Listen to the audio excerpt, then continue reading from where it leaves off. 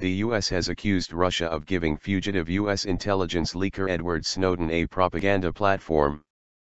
President Barack Obama called Vladimir Putin after Mr. Snowden met human rights groups at a Moscow airport, his first appearance since fleeing there from Hong Kong 3 weeks ago.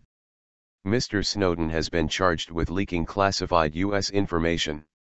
He says he is seeking asylum in Russia to be able to travel to Latin America where he has been offered refuge. But no request from Mr. Snowden had arrived yet, the head of the Federal Migration Service, Konstantin Romodanovsky said on Saturday, according to Russian news agency Interfaks. The former CIA contractor has been stuck in the transit area of Sheremetyevo airport, reportedly staying at the airport's Capsule Hotel, since arriving from Hong Kong on June 23. Stop harming partners. Details of the phone conversation between the two presidents were not immediately available, but the White House confirmed the Snowden case would be discussed.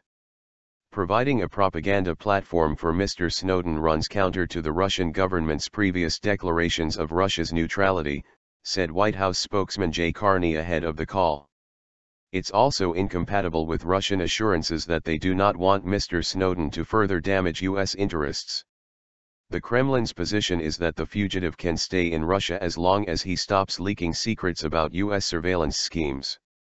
Mr. Snowden could hypothetically stay in Russia if he first, completely stops the activities harming our American partners and US-Russian relations and, second, if he asks for this himself, said President Putin's spokesman Dmitry Peskov.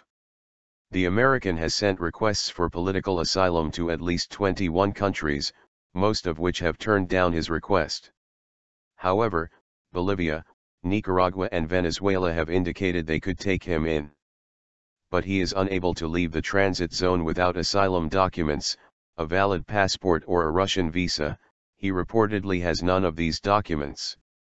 And some European countries are likely to close their airspace to any plane suspected of carrying the fugitive. Outside the law.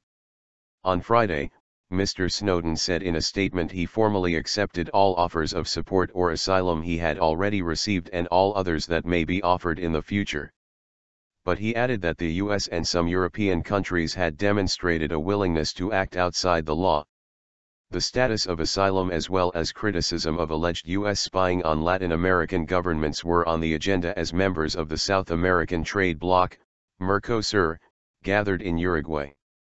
The plane of Bolivian President Evo Morales, returning to Bolivia from Moscow, was last week forced to land in Austria after France, Portugal, Italy and Spain barred it from their airspace, apparently because of suspicions that Mr. Snowden was on board.